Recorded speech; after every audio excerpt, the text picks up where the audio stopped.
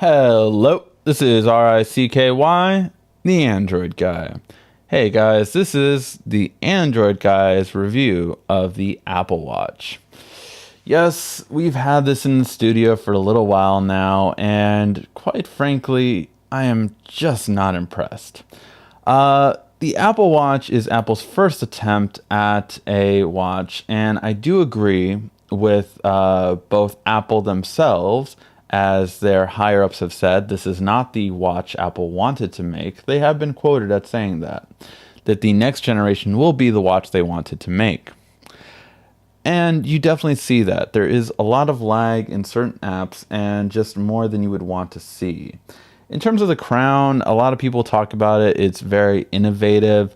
I like it and I don't. I do like some ability. I wish it wasn't so slight and small. It's just very hard to get the right feel for it.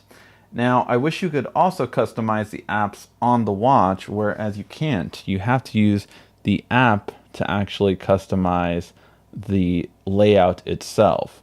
And in terms of the app, it's, well, not to Apple standards. It doesn't really look nice. It just looks like a settings menu instead of just a more elegant look, you could say.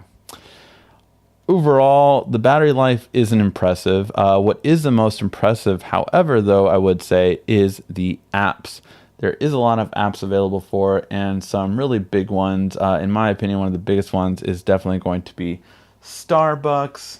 You do have things like presenters for both PowerPoint and Keynote, which is a good just feel of it. You have ones from Instagram, American Airlines, Yelp, Sherazade, all these different things that really just stand out. So really kudos for the app development on the watch. That's probably the best feature, but again, because of its just really slow connection sometimes, it just takes forever for apps to load properly. That was actually one of the quickest times it did load the maps, but maps is one that typically loads late, and it just takes a while usually for the apps to connect, and it hangs up sometimes. Now, to be fair, this is the latest version, so it just updated today, and we did take it out for a spin. There has been some improvement, but still just not where you want it to see. It's a little bit too slow. Now, that's not the biggest feature, though. The biggest thing for me is actually the watch faces. Just such a poor execution by Apple. First of all, not having an analog watch that is square. Why would it be round on a square design? It just doesn't look good. I do not like the touch force thing. It doesn't really work some of the times, and I feel like I'm gonna push it in too much at times. But this is it. This is all your watches. And guess what? Apple has already said that they will not have the ability to add more watches from third parties. That's right. Third parties cannot just make a watch itself. That will not be allowed. So this is it. And really, in a watch, that is one of the biggest things. One of the things that Android Wear and Tizen on the Gear S has done so well is there is so many app watches, and that really stands out. Apple's watch faces are just pathetic at this point in comparison. You have 10 versus literally hundreds on each other. So that really takes it away from Apple in this instance. Now, the biggest thing, of course, is going to be what everyone complains about, and that is the price point.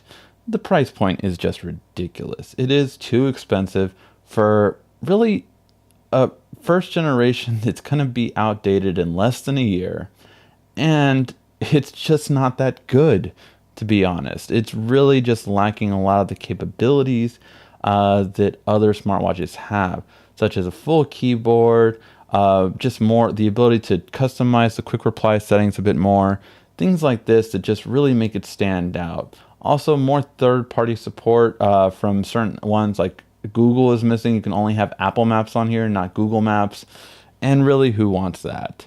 So certain things like that, I feel, will be Apple's just holding up on their potential.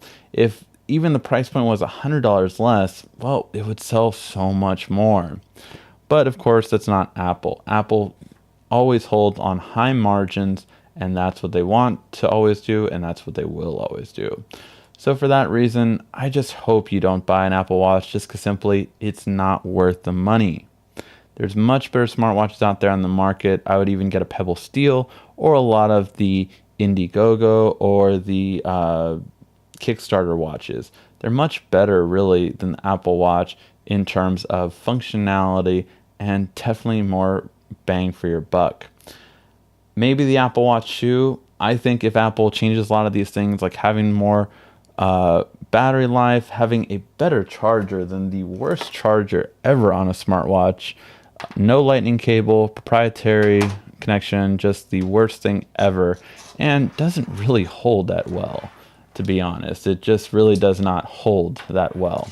So for that reason overall, I wouldn't recommend buying the Apple Watch just because there will be much better watches out there, and for the price, it's just not worth it at this point.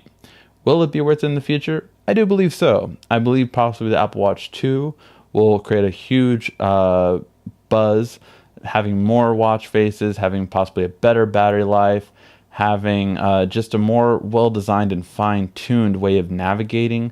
I think these are things that Apple needs to improve before the Apple Watch will ever be worth it. Alright guys, hopefully you did like this video.